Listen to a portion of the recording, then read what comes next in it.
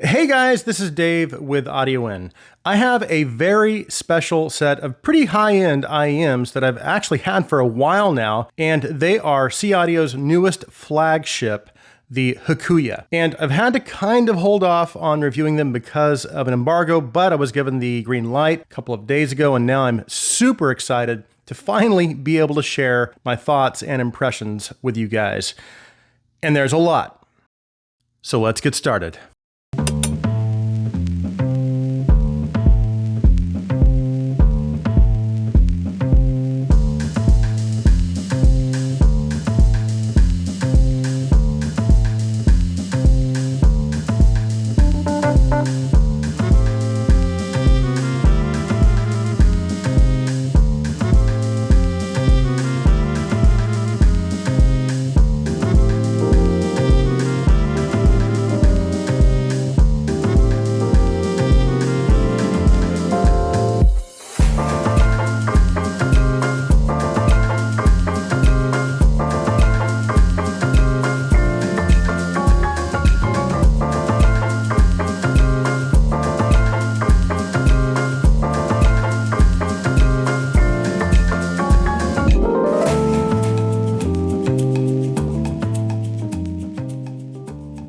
So if you've been watching my channel for any length of time, you'll know that most of the IEMs that I review can range from $20 budget sets up to about $500. Actually, it seems like I've been getting a lot of IEMs that are priced between $100 and $200 lately. So that's where the market, at least within the hobby, seems to be kind of focused right now. But every once in a while, I'm able to get my hands on some higher end gear. And while I know most consumers can't just go out on a whim and drop $3,000 on a pair of IEMs, there are those few who can. If there wasn't a market for it, companies wouldn't be taking the risk and bother investing time and capital into the engineering and developing and marketing of these products. And if you're not a huge company, that can be pretty risky, and it can be an even greater risk if that company hasn't necessarily established itself as a high-end brand in the mind of the consumer. The Hakuya is what seems to be SeeAudio's attempt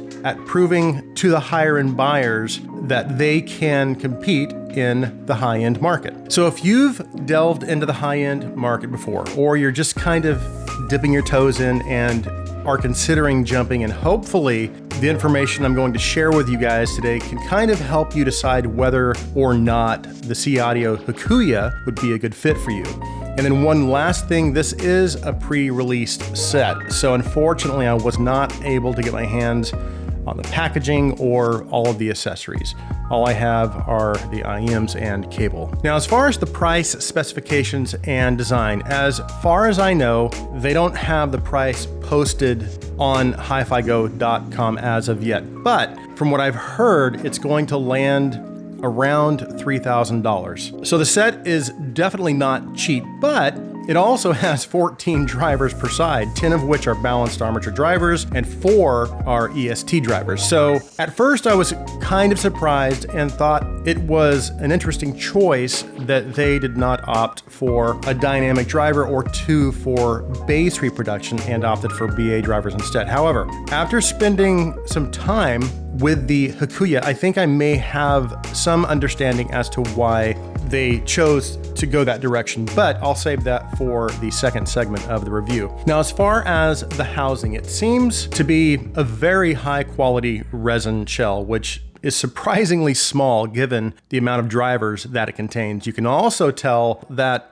ergonomics was a very serious consideration, as the shape and structure of the shell seemed to be well thought through. It's probably one of the most comfortable universal sets I've ever tried. And I don't want to spend too much time on construction and design. However, this is a very expensive set, and there are certain expectations of buyers when it comes to materials used, sound engineering, and just general innovation. So let's start with the materials used in the faceplates. If you'll notice the stripes, there is one stripe in particular that kind of stands out from the others because of its gold color. And the reason it's gold is because it's, well, made using 24 karat gold. And yes, the other stripes are made using genuine mother of pearl. So a pretty cool choice of materials used for the faceplate design. And then moving on to the cable. The cable is produced by a custom cable company out of Hong Kong called Vortex. They've named this particular cable Siren, and it was exclusively designed and developed specifically for the Hakuya. Of course, the cable is very beautifully designed, very comfortable, and obviously built to last. But more importantly, they've used materials that are going to provide excellent signal transmission as far as the audio from your source to the IEMs. It is a 2-pin cable with a 4.4 balance termination, and it's constructed using high purity copper, pure silver, and gold plated copper.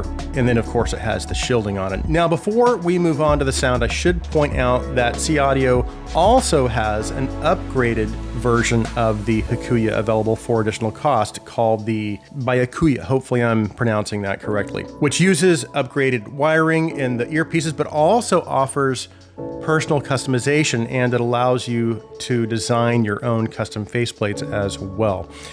Okay, let's move on to the sound.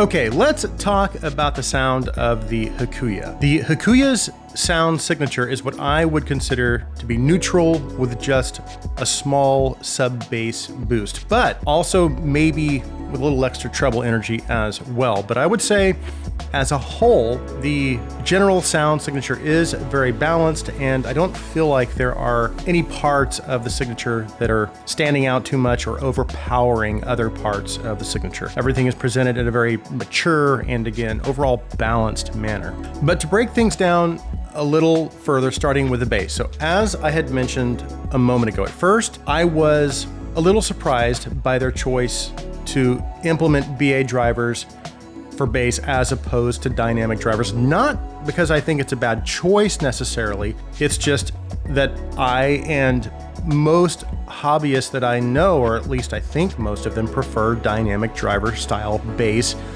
over BA bass, because typically one of the defining characteristics of good bass reproduction is dynamics and slam. But not just dynamics and slam, also that physical or visceral sensation. And most decent dynamic drivers can produce that, but many BA drivers cannot. On the other hand, what BA drivers can offer that many or maybe even most DDs cannot offer are good transients and speed. But then along comes an IEM like the Anole VX or the Elysian Diva, which both use balanced armature drivers for bass and are regarded by many as some of the best IEMs on the market. And I've heard both. As a matter of fact, I had a pair of Divas for a short time, but for one reason or another, I had to let them go. But I am hoping to have a pair of Divas for review again very, very soon.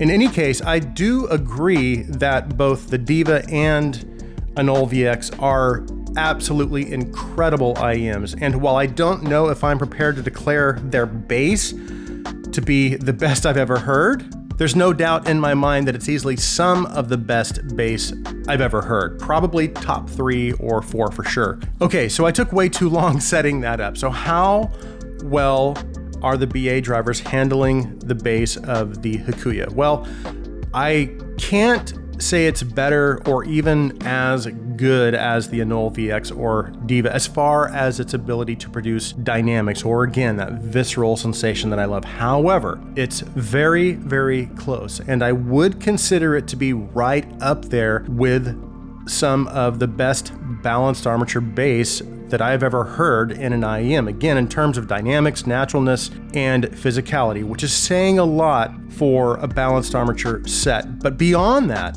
its bass texture and detail is, again, among some of the best that I've heard. And just to point out a couple of other very important attributes related to its tuning is, firstly, its bass extension. It's excellent, and it extends very nicely into the sub-bass frequencies. Secondly is the transition from the lower mid-range, which I always talk about this, into the bass. It is very, very clean, and there's absolutely zero bass bleed into the lower mid-range. So the bass tuning is very clean and refined. My one nitpick maybe would be that I wish there were just a little more mid-bass punch, or a little teeny bit more richness in instruments and vocals. And then moving into the mid-range. So we talked about the transition out of the bass and how clean that transition is, and how we've got excellent mid-bass texture and low mid-range detail. I also want to quickly point out that since we have all balanced armature drivers handling the mids and bass, you don't have to worry about any of the incohesiveness that can sometimes be introduced when using different types of drivers. So any instruments that fall or land in those lower mid or mid-bass areas where you might have that transition from one driver type to another, all of those instruments and vocals sound just correct. There is none of that inconsistency or incoherency. Everything sounds natural and cohesive throughout, all the way up into the upper mid. Now, speaking of which, the upper mid-range tuning around 2 to 3K or the ear gain area is handled very, very well. And the transition from the mids into the upper mid-range is nice and smooth. So it's going to present instruments and vocals very naturally. And I wouldn't necessarily describe it as relaxed, but it's not too forward either. The vocal and instrument presentation is just about where I like it. They have just enough energy and presence to maintain center focus, but also enough distance as to create space kind of between them and the listener. And then as you move into the treble, I don't know where the BA drivers leave off and where the EST drivers take over as far as that crossover point is concerned. And that's a good thing, because again, there is always the potential for incohesiveness between drivers, and basically there is none at all. Everything sounds excellent in that regard. As far as treble energy, this is where some of you may want to take note, especially if you are a little bit treble sensitive. I don't think it's too much. It is a little more than what I feel is the ideal amount as far as my personal tuning preference, but only by a very small margin. It still sounds very smooth and controlled to me. As a matter of fact,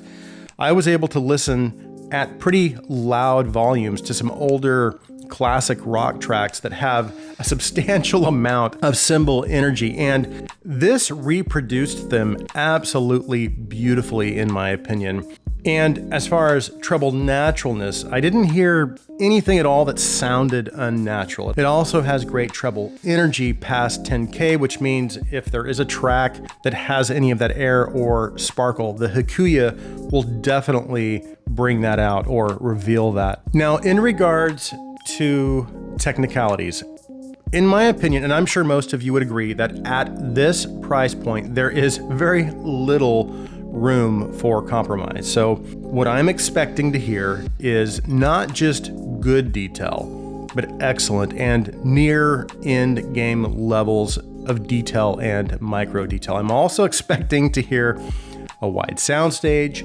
good forward depth and instrument layering and separation. And you know what? The Hakuya delivered in every one of those categories. Detail and micro details are excellent. Instruments have excellent separation, and the image is very, very focused. But beyond that, they actually have density and weight and a sense of tactility. And I know I bring these albums up all the time when I'm talking about soundstage, but the Polarity album by Hoff Ensemble and also Macy Gray's Stripped album sound incredible. I mean, it's just absolutely stunning on the Hakuya. But I know I've said a lot of positive things about the Hakuya, but it's not perfect. Again, I do wish it had a tad more mid-bass energy to kind of help give kick drums a little extra punch, especially with some of those older classic rock tracks. And now, of course, that's just my preference, and it really will come down to your library. And to be honest, this works pretty much with my entire library. So normally this is where I would talk about value and either recommend or not recommend an IEM. And I have to say, this is what makes reviewing a $3,000 IEM so hard, because despite this IEM's incredible level of performance and technical ability, and despite the fact that I had some very poignant moments while listening to some rather emotional tracks, I know that while I may not be able to achieve these levels of detail and micro detail on some of my other less expensive sets, I can get pretty close, and I can spend less money and still be able to connect very deeply with my music. That being said, if you are in the market for a neutral, fairly safe tuned high-end set and are looking for top tier levels of performance, this set will give you that. And the bottom line for me is, of the high-end sets that I've reviewed over the years, this is no doubt one of the best I've heard. But again, I also know that you can spend a lot less money and still experience amazing sound. But I guess the real question it kind of comes down to, and I have to go back to, is do I personally feel like SeeAudio has achieved what they set out to achieve, which again is proving that they can engineer and produce an IEM that can compete at TO-TL levels. And you know what? I believe they have.